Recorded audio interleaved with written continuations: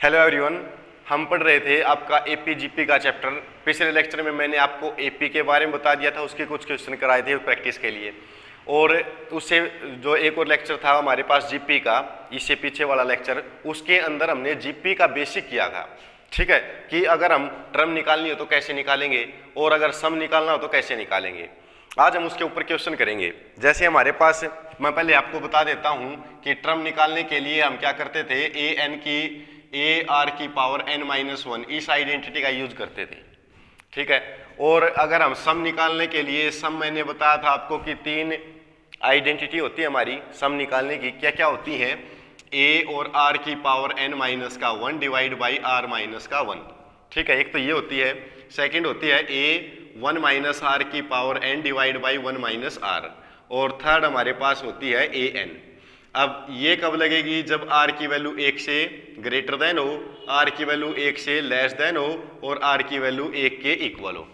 ठीक है, तो ये हमारे पास तीनों आइडेंटिटी जो है वो क्या की थी, किस चीज की थी? तो हमारे पास ये तीनों आइडेंटिटी किस चीज की थी?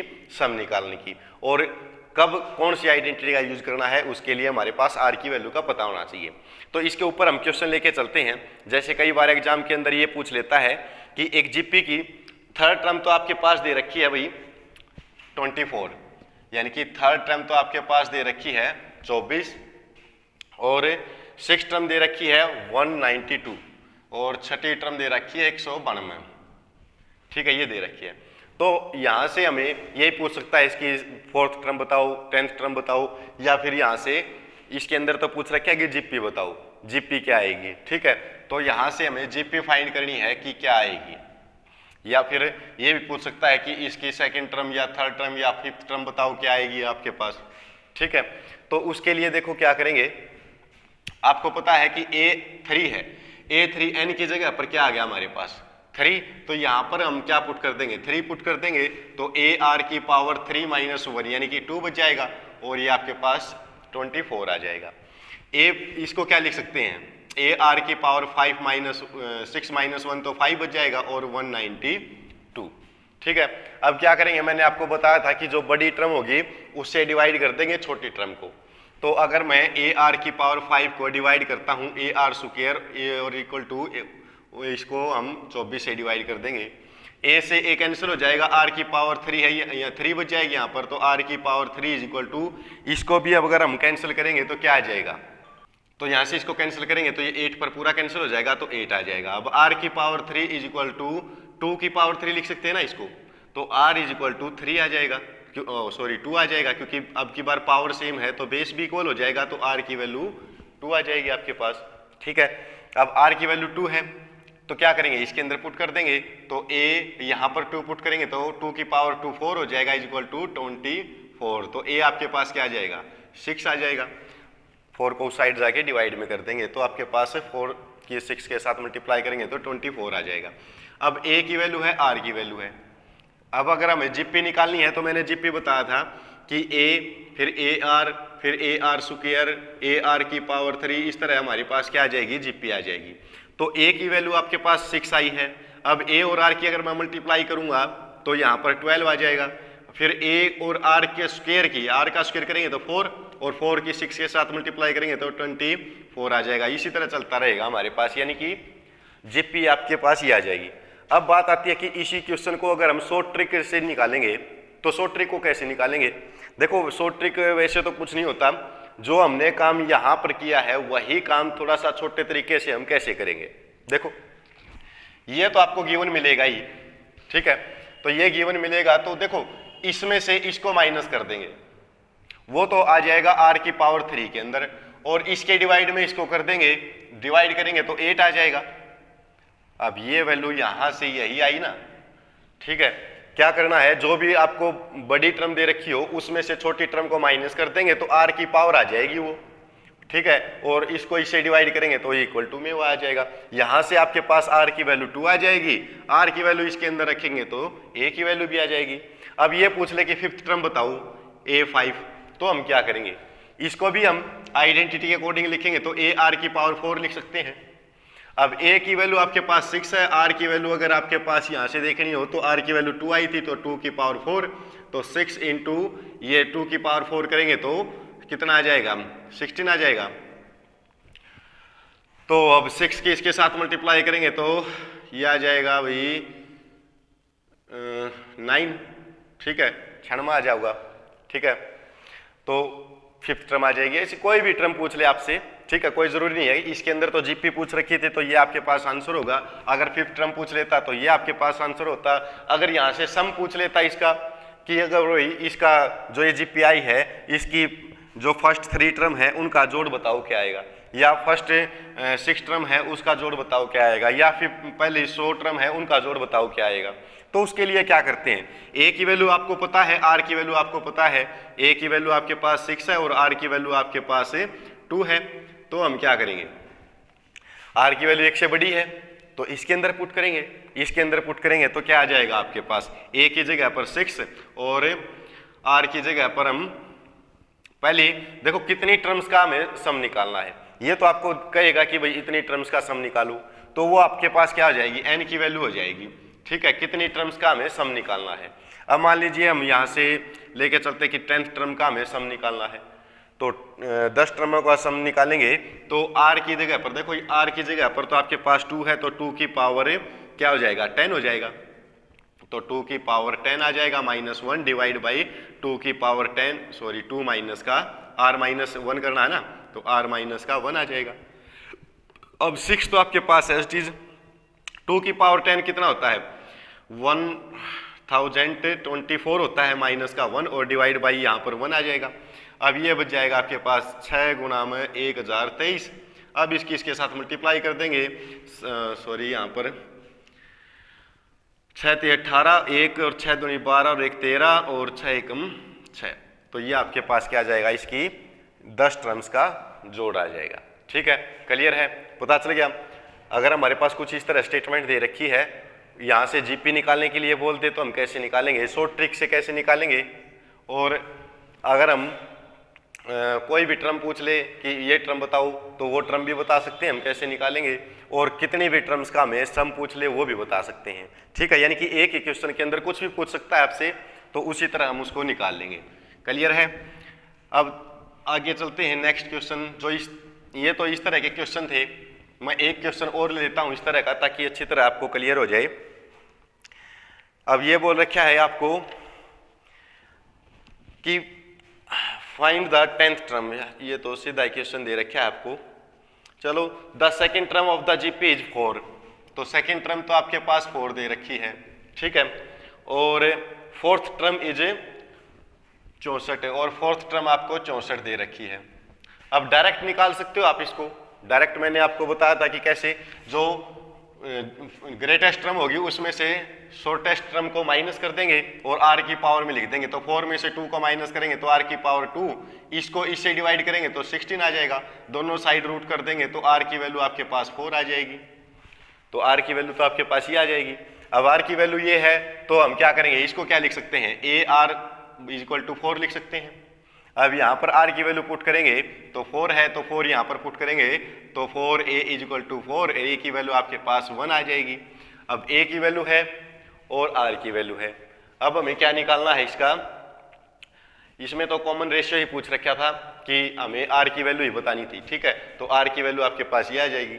लेकिन क्वेश्चन में से कुछ भी पूछ सकता है, जीपी पूछ सकता है यहाँ से, तो जीपी कैसे बनाएंगे, तो जीपी निकालने के लिए ए आर स्क्वायर ar की पावर 3, इस तरह हम जीपी निकालेंगे, ठीक है, ये आ जाएगा। अब a की जगह पर तो 1 और a और r की अगर मल्टीप्लाई करेंगे तो 4 आ जाएगा। फिर r स्क्वायर की a के साथ इसका स्क्वायर करेंगे तो 16 आ जाएगा, और 1 के साथ मल्टीप्लाई करेंगे तो यही आ जाएगा आपके पास, ठीक है। इस तरह ये आपके पास जीपी आ जाएगी। अब जीपी तो आ गई। अब इसमें से ये भी पूछ सकता है कि इसकी 10th टर्म बताओ या 5th टर्म बताओ या 8th टर्म बताओ, तो हम कैसे बताएंगे। 8th टर्म बतानी है तो ar की पावर इसको 7 लिख सकते हैं, इस आइडेंटिटी से 8 - 1 करेंगे तो 7 आ जाएगा। a की वैल्यू आपके पास 1 है और r की वैल्यू आपके पास 4 है, उसकी पावर 7, तो 4 की पावर 7, इतनी बड़ी पावर को हम सोल्व तो करेंगे नहीं, तो यही आपके पास आंसर आ जाएगा, ठीक है। या फिर 8 टर्म्स का हमें सम भी पूछ लेता है ये कि हमें सम बताओ ए टर्म का जो सम है वो क्या आएगा। अब ए की वैल्यू आपको पता है, आर की वैल्यू आपको पता है, इसके अंदर पुट करेंगे क्योंकि आर की वैल्यू 1 से ग्रेटर है, यहाँ पर आर की वैल्यू 1 से ग्रेटर है तो इसके अंदर पुट करेंगे तो ए की जगह पर तो 1 पुट कर देंगे, आर की जगह पर 4 पुट कर देंगे, एन उसकी पावर एन कितनी पावर का हमें निकालना, 8 पावर का माइनस का 1 डिवाइड बाई 4 माइनस का 1, तो यहाँ पर 4 की पावर 8 माइनस 1 डिवाइड बाई 3 आपका आंसर आ जाएगा। ठीक है, क्लियर है। ये तो था कि एपी के अंदर सम के कुछ और क्वेश्चन लेके चलते हैं ताकि आपको अच्छी तरह पता चल जाए। ये तो एक टाइप थी, दोनों क्वेश्चन जो है एक ही टाइप के थे हमारे पास। अब जो नेक्स्ट क्वेश्चन है वो इस तरह पूछ सकता है आपसे कि भाई ये दे रखा है 1 प्लस 11 प्लस 1 1 प्लस, ऐसे इस तरह हमारे पास ये चलता रहेगा, तो इसका सम बताओ क्या आएगा। तो इसका सम देखो, मैं तो पहले इसको लॉन्ग जो मेथड है उससे सोल्व कराऊंगा, उसके बाद जो शॉर्ट ट्रिक बनेगी उस शॉर्ट ट्रिक को हम इसके अंदर अप्लाई कर देंगे। ठीक है, तो देखो सबसे पहले क्या करना हमें, अगर मैं इसको 9 से मल्टीप्लाई कर दूं, 9 से डिवाइड कर दूं, ठीक है 9 से मल्टीप्लाई कर देंगे, 9 से डिवाइड कर देंगे, तो क्या आ जाएगा आपके पास, जो मल्टीप्लाई किया है उसको अंदर लेके जाएंगे तो 9 प्लस 9 9 प्लस 9 9 9 आ जाएगा, इस तरह आ जाएगा। अब 9 को हम क्या लिख सकते हैं, 1/9 तो आपके पास चलता रहेगा, 9 को हम 10 माइनस का 1 लिख सकते हैं, प्लस यहाँ पर 100 माइनस का 1 लिख सकते हैं, प्लस यहाँ पर 1000 माइनस का 1 लिख सकते हैं, तो वही ये आ जाएगा। अब 10 100 1000 10,000 इस तरह चलती रहेगी ये टर्म्स, तो 1/9 तो आपके पास है। चीज मैं इनको एक साथ लिख लेता हूँ क्योंकि ये सारी की क्या है, प्लस की है, तो 10 प्लस 100 प्लस 1000 प्लस 10,000 इस तरह चलती रहेंगी। ठीक है, और ये माइनस का 1 माइनस का 1 माइनस का 1, तो माइनस को हम कॉमन निकालेंगे तो 1 प्लस 1 प्लस 1 प्लस इस तरह ये भी आता रहेगा हमारे पास। ठीक है, क्लियर है यहाँ तक। अब हम क्या करेंगे, देखो ये जो है ये एक जीपी के अंदर आ गया। अब आपके पास जीपी के अंदर कैसे, ए की वैल्यू है और आर की वैल्यू अगर हम देखेंगे, देखो इसके डिवाइड में इसको करेंगे तो भी 10 बचेगा, इसके डिवाइड में इसको करेंगे तो भी हमारे पास 10 आएगा, तो आर की वैल्यू 10 आ गई आपकी। अब हमें इनका क्या करना है, सम निकालना है। तो कितनी टर्म्स का सम निकालना है वो हमें पता ही नहीं, तो हम एन की वैल्यू क्या लेके चलेंगे, एन की वैल्यू एन ही ले लेंगे भाई, कि एन टर्म्स का हमें सम निकालना है।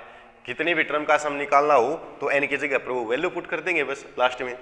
तो यहाँ से क्या आएगा 1/9, देखो एन की जगह पर एन है, आर की वैल्यू 1 से बड़ी है तो इस आइडेंटिटी का यूज करेंगे। ठीक है, तो आर की वैल्यू 1 से बड़ी है तो हम यहाँ पर रखेंगे 10 × 10 की पावर n माइनस का 1 डिवाइड बाई 10 माइनस का 1। ठीक है, और माइनस, अब 1 प्लस 1 प्लस 1 प्लस इस तरह अगर हम ऐड करते रहेंगे तो 1 प्लस 1 प्लस 1 कहाँ तक जाएगी ये। अगर आपके पास ये दे रखा था 2 plus 2 plus 2 plus up to इस तरह, अब मैं यहाँ तक ले लेता हूँ कि मान लीजिए प्लस 2 2 प्लस ये दे रखा है।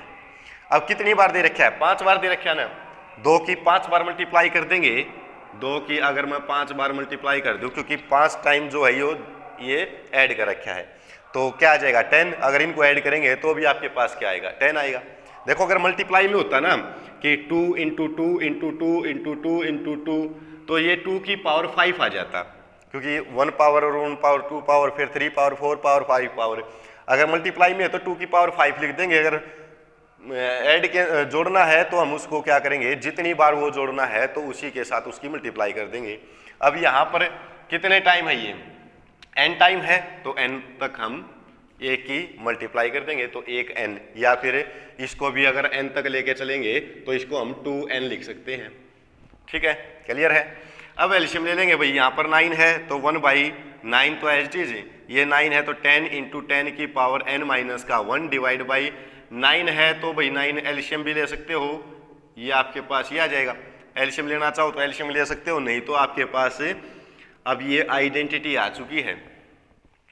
अब ये आइडेंटिटी आ चुकी है आपकी कि अगर हमारे पास कोई भी क्वेश्चन दे रखा हो, कोई भी क्वेश्चन जैसे ये दे दे 4 + 4 + 44, ये इस तरह क्वेश्चन दे रखा हो तो इसका सम बताओ भाई क्या आएगा। तो क्या करेंगे, यहाँ पर इसको हम 4 को कॉमन निकाल लेंगे तो 4 इंटू 1 प्लस 11 111 ये इस तरह आ जाएगा। अब ये वैल्यू तो आपके पास ये है, ठीक है, तो हम क्या करेंगे 4 के साथ इसकी मल्टीप्लाई कर देंगे तो आपके पास आंसर आ जाएगा। क्लियर है? अगर मैं इसकी 4 के साथ मल्टीप्लाई करूं तो 4/9 और ये अंदर आ जाएगा 10 इंटू 10 की पावर n माइनस का 1 डिवाइड बाई 9 माइनस का n। ठीक है, अगर यहाँ पर इस तरह आ जाता 7 प्लस 7 77 प्लस 777 प्लस इस तरह, तो अब ये बार 7 को कॉमन निकाल लेंगे और 7 की फिर इसके साथ मल्टीप्लाई कर देंगे। ठीक है, तो ये आपका शॉर्टकट भी कहना चाहो तो शॉर्टकट भी कह इसको, या फिर आइडेंटिटी भी कह सकते हो। ठीक है, तो इस तरह के सारे क्वेश्चन जो है इससे सोल्व हो जाएंगे। क्लियर है? ये कहाँ से आया है ये भी आपको पता चल गया। तो इस तरह के क्वेश्चन थे आपके पास एपी के अंदर, सॉरी जीपी के अंदर। कुछ और भी क्वेश्चन हैं, बहुत सारे क्वेश्चन आपके पास इसके अंदर बन सकते हैं शॉर्ट ट्रिक के। तो डायरेक्ट अगर मैं शॉर्ट ट्रिक बताऊंगा तो शायद आपको समझ में ना आए, लेकिन ये जो मेथड है ये मेथड करने के बाद आपको ये पता चल जाएगा कि हम क्या कर रहे हैं। ठीक है, तो फिर आपको अच्छी तरह समझ में भी आ जाएगा। तो नेक्स्ट लेक्चर के अंदर मैं आपको AM और GM के बारे में बताऊंगा कि AM क्या होता है और GM क्या होता है। ठीक है, AM हमारे पास अर्थमेटिक मीन होता है, GM हमारे पास जियोमेट्रिक मीन होता है। उसके भी क्वेश्चन जो है एग्जाम के अंदर कई बार पूछ लिए जाते हैं, तो इसलिए पहले AM और GM का बेसिक करेंगे। AM GM का बेसिक करने के बाद हमारे पास अगर कोई भी क्वेश्चन आएगा तो हम उसको सोल्व जो है कर सकते हैं। ठीक है, तो आज के लिए इतना ही। नेक्स्ट लेक्चर के अंदर नेक्स्ट टॉपिक करेंगे। Thank you.